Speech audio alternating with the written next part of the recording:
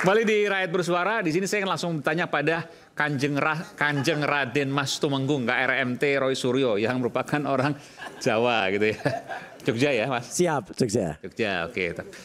Kalau orang Jawa, Jogja, Solo, apa yang disampaikan oleh Pak Jokowi menurut saya itu hal yang luar biasa. Bukan biasa lah. Ya. Karena saya ini udah diam loh ya. Saya dimaki-maki, difitnah diam, dimaki diam. Tapi ada batasnya. Rasanya seingat saya Pak Jokowi nggak banyak mengatakan ini. Terakhir 2019. 2019 di Jogja juga waktu itu. Masih jadi presiden. Ya. Sekarang sudah tidak jadi presiden dan bicara seperti itu. Apa tafsiran Mas Roy akan ini? Oke. Yang pertama, saya tadi meskipun bercanda, ya Mas Aiman bilang, jangan dulu dibuka kaosnya. Nanti kalau dibuka kaosnya temanya belok. Dulu di Rakyat Bicara temanya apa, begitu aku buka kaos Korban Mulyono, ya isinya jadi Korban Mulyono dulu.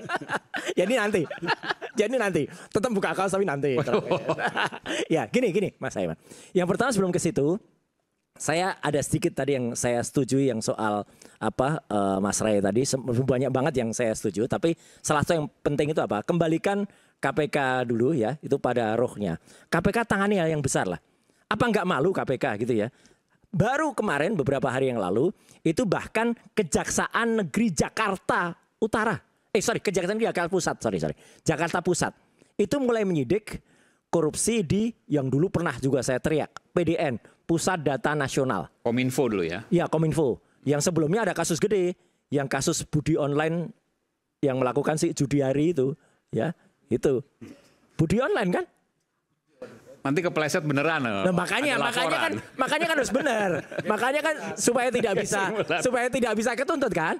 Namanya Budiari. Ya gitu, tapi nyebutnya Judiari. Nah, jadi itu jangan sampai KPK malah nangani hal yang sangat-sangat kecil gitu loh. Jadi itu harus didukung. Kapan-kapan harus diangkat nih Mas. Maksudnya Kejaksaan Negeri Jakarta Pusat saja. Arahnya ke sana menurut Mas Roy? Bukan. Berani menangani kasus yang hampir 1 triliun. Oke. 959 miliar. Jadi makanya jangan sampai KPK itu nangani kasus kecil. Masa kasusnya Mas Hasto ini hanya nggak sampai 1 miliar aja, ya 500 juta ada dikejar ya. Nah tapi yang penting gini, pertanyaan Mas Aiman tadi. Tadi kan kita bicara soal Pak Jokowi tiba-tiba bicara saya sudah diem loh ya, gitu sudah lama. Itu persis sama dan bahkan waktu itu tahun 2019 di kota saya waktu di Jogja, beliau teriak, selama ini saya dihina terus, saya diam. Dan kali ini saya tidak diam gitu. Lawan. Jadi sebenarnya kalau sudah begitu, ya sudah pada tahap habis kesabarannya. Tapi sebenarnya kita juga jangan mikir dia saja, Pak Aiman. Ya Mas Aiman dan teman. Apa teman-teman mahasiswa rakyat itu tidak habis kesabarannya? Habis juga kami itu kesabarannya gitu loh. Ya, dengan cawe-cawenya itu tuh kita tuh habis juga kesabarannya. Cawe-cawe maksudnya? Iya kan, udah jelas lah judulnya aja cawe-cawe ya kan. Jadi kan udah jelas lah ada kasus apa tiba-tiba presiden yang kita hormati tiba-tiba ke Oslo gitu kan.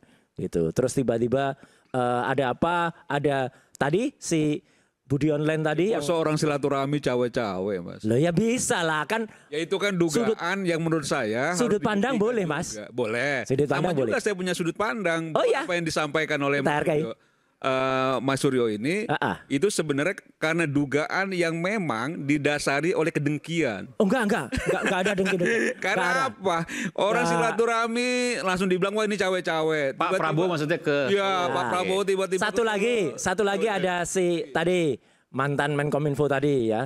Udah jelas betul itu kita udah dengar bahkan sudah dipanggil sampai sekian jam. Terus tiba-tiba di konsultasi ke sana, ya kita kan udah dengar udah diungkap oleh bocor halus juga kan. Tiba-tiba belum masih ditunda-tunda gitu loh kasusnya. Baru sekarang hampir aja ini. Ini hampir. Kita tunggu aja nih. Mungkin dalam waktu hitungan hari aja gitu. Nanti akan naik. Tapi artinya gini. Menurut saya sih nggak setuju ya bicara soal bahwa memang apa yang dilakukan oleh Pak Jokowi itu dianggap cawe-cawe, yang disampaikan oleh Mas Suryo yang merasa bahwa menjadi korban di eranya Pak Jokowi. Ya. Nah ini kan sesuatu yang akhirnya perjuangan bukan nilai-nilai.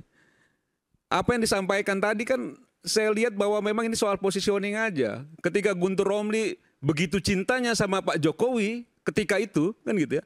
Dia kan nggak akan bicara itu. Saya nggak pernah cinta kan sama Jokowi. Mendukung ya, tapi cinta nggak. Jadi positioningnya sudah berbeda. Jadi kalau misalnya bicara soal KPK tadi yang disampaikan oleh Ray, disampaikan oleh Guntur, diperkuat oleh Yudi yang kita tidak ragukan lagi sebagai penyidik KPK yang berpengalaman bahwa memang harus ada 2 alat bukti bla bla bla dan sebagainya, akhirnya jadi tersangka Hasto. Terus Guntur sampaikan, loh kok tiba-tiba ini KPK baru terbentuk jadi tersangka. Itu proses, itu satu. Yang kedua, tidak juga memang karena memang sekarang KPK-nya itu dianggap bahwa memusuhi orang yang di luar kekuasaan, akhirnya Hasto jadi tersangka. Ini biasa saja. Sekjen partai sering jadi tersangka. Ketua umum partai bahkan juga pernah jadi tersangka, kan gitu ya. Jadi biasa aja. Ini terlalu mendramatisir. Ini Mas, udah ini gitu mendramatisirnya aneh-aneh. Tahanan politik. Ya. Kan gitu loh. Ini jelas-jelas tahanan. Saya selesaikan dulu kasus korupsi kok. Pertanyaan Mas Aiman ya. Jadi dalam filosofi daerah atau filosofi Jawa, itu sebenarnya kalau seseorang itu sudah katakanlah habis kesabarannya, memang bisa dia melakukan sesuatu, dan itu saya lihat sudah habis kesabarannya. Tapi jangan lupa lagi-lagi ya, kita harus berpikir, jangannya berpikir sebagai dia, tapi berpikir juga sebagai masyarakat. Masyarakat memang nggak habis, itu satu. Yang kedua adalah orang-orang daerah itu juga selalu punya yang namanya penggambaran. Apa yang dilakukan dia selama ini pun sebenarnya sudah digambarkan di masa dulu gitu loh, Mas Aiman. Dulu tuh kan kalau orang Jawa tuh kan punya kesenian tradisional namanya wayang. Nah, karena belum boleh buka kaos, nanti buka kaosnya, maka sekarang saya keluarin wayangnya dulu. Ya. Nah, ini wayang ini. Jadi jagat dewa, saya nggak bawa yang besar, biasanya saya bawa yang besar. Cuman karena ini kalau bawa besar nanti ketahuan, nggak dikeluarin dulu kan. Jadi jagat dewa Batara, bumi gonjang ganjing, sekarang Wakanda ini lagi gonjang ganjing karena apa? Ada sosok ini, Petruk ini. Jadi kalau ada Mas Semar di sana, nah itu kan, nah ini Petruk itu anaknya Semar. Tapi Petruk ini pernah jadi ratu di Indonesia. Dan itu ada ceritanya Petruk jadi ratu itu gitu loh. Gitu. Petruk jadi ratu tuh waduh konyol banget lah pokoknya dia. Dan ini sebenarnya kalau kita belajar kayak gitu, maka kita harus mempelajari bahasanya. Yang kemarin bilang saya ada kesabarannya loh ya. Nah itu tuh ya anu aja kita terima, dan kita harus lihat pada kaidah-kaidah kita di di kesenian kita. Kita bisa belajar dari situ kok. Dan Petruk ini yang pernah jadi ratu, pernah jadi Prabu Kantong Bolong. Namanya itu asli Prabu Kantong Bolong. Karena dia pernah bilang di kantong kanan saya ada 11.000 triliun, di kantong kiri saya ada 11.000 triliun. Itu kantong bolong itu namanya. Ya. Tapi itu benar ada. Dan akhirnya jatuh juga. Gitu loh. Dijatuhin oleh rakyatnya juga. Nah ini kan kalau dia masih menumpang. Nah kalau dia masih mengangkangi gini, ya itu artinya apa? Sama kalau bicara dengan Indonesia, ya kita juga punya Mas Aiman, yang dalam film itu, nah ini ada, ini halus kok ini halus, ini nggak kasar. Nah, jadi dia tuh seperti The Godfather. Oke. Godfather tapi gambarnya siapa? Godfather juga ini. Iya. Kameranya di sana. Kameranya di sana. Jadi real kingmaker-nya ya masih dia, masih Petruk ini gitu loh. Jadi makanya Mas Wamen, ya kita sebagai rakyat itu menghimbau, kembalikanlah Mas Wamen itu yang sekarang sudah Prabowo mania, ya kembalikanlah jati dirinya Pak Prabowo gitu loh. Jangan kemudian, bukan silaturahmi nih Mas, bentar Mas Semar. Supaya kita bangga kembali kepada Pak Prabowo. Ini kan selalu gitu saja merendahkan ya. Misalnya tadi Guntur Romli itu merendahkan bagaimana KPK dianggap kurang kompeten ketika mentersangkakan Hasto. Tapi bicara 5 tahun kebelakang kan nggak bicara juga begitu keras. Tapi kalau Ray selalu bicara keras. Jadi itu soal perjuangan nilai apa yang disampaikan Ray. Tapi yang disampaikan Guntur perjuangan politik, kepentingan.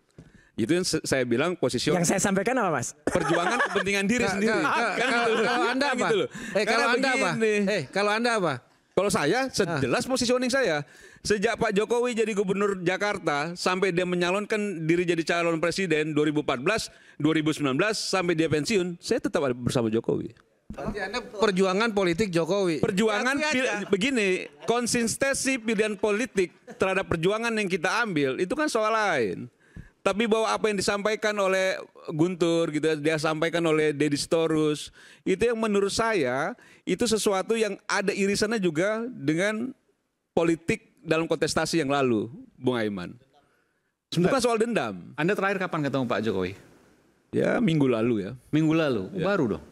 Ada yang disampaikan sesuatu terkait kondisi Ya sekarang? kita sering silaturahmi, diskusi. Di Solo itu ya? Yang saya lihat memang beliau ini kan menikmati masa pensiunnya. Makanya saya agak aneh juga gitu kalau misalnya seorang Jokowi yang sudah tidak punya kewenangan lagi sebagai presiden di Republik ini, seolah-olah semua yang terjadi di Republik ini itu persoalannya ada di Pak Jokowi. Oh enggak, karena ini mirip Mas. Mirip dengan kaos ini. Tadi ada yang belum selesai. Nah, makanya maksud saya itu Di kan Godfather aneh. ini Kan begitu loh. Ini dia sebagai Pertama Don Corleone juga ya. merendahkan Pak Prabowo sebagai presiden loh. Oh, enggak. Iya dong. Justru kita bahwa mengingatkan dianggap supaya bahwa Pak Prabowo bangga ini lagi, tidak gitu mampu untuk berdiri sendiri sehingga bisa diintervensi, kan itu merendahkan. Kan Makanya begitu harus loh. diangkat. Ya, itu kan merendahkan. Makanya harus diangkat. Nah, menurut Pertanyaan relevan gini Mas Roy, Gini. bahwa Pak Jokowi sudah tidak jadi presiden, Ya, persis. Don Corleone itu udah nggak kok bisa berkuasa. jadi kingmaker, nggak masuk akal gitu loh menurut. Iya dong. Ada Kan begitu ceritanya, loh. ceritanya The Godfather itu cerita dia Don Corleone sudah nggak berkuasa, tapi dia bilang dia kumpulkan anak buahnya, saya sudah tidak berkuasa lagi, tapi masih menguasai. Ya ini kan kerangka besarnya nih. Mas. Cerita yang dipewayangan dengan realita dengan sistem demokrasi yang sekarang itu berbeda. Adalah. Pertama dia dijatuhkan oleh rakyatnya. Nah Pak Jokowi tidak. Enggak, ini jatuh sendiri juga.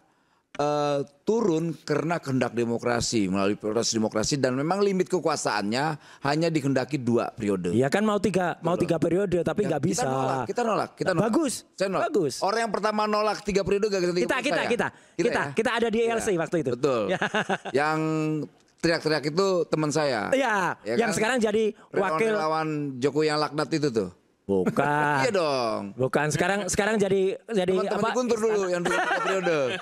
Enggak lah. Teman-temannya. Si Projo itu juga Iya. dukung 3 periode kok. Jadi gini. Sama kalian lah, nggak ada. Kalau ditanya Pak Prabowo tidak dikangkangi dan sebagainya, saya rasa 100% tidak. Kedua, Jokowi juga tidak melakukan hal itu. Kingmaker Karena- tadi. Kingmaker apa? Yang membuat kesan itu menjadi orang yang suka cawe-cawe, kingmaker dan sebagainya. Ya kawan-kawan yang selalu punya ketakutan, fobia terhadap Jokowi tinggi. Siapa Ya, itu? Ya Om Roy, teman-teman saya. Oh enggak. Om Roy, Enggak lah. kawan-kawan PDIP. Kawan Anda juga misalnya. Ya, kawan saya, itu kawan diskusi. Bung Deddy saya. maksudnya? Dan nggak masalah, saya senang. Gitu. Itu kan sudut pandang yang Yang bagus. baru nyebutkan Bung Deddy kemarin itu. Nah, Deddy Deddy nggak Sitorus. dihitung. Dia nggak masuk. Dia entah di mana lah gitu. Guntur yang Dia masuk. jauh. Kalau Guntur dan Enggak, tapi Om Roy, logikanya seperti apa? Pak Jokowi yang sudah tidak penjabat lagi, kok masih punya kekuasaan? Nanti jangan jawab, selepas jeda kami akan segera kembali, tetaplah bersama kami di Rakyat Bersuara.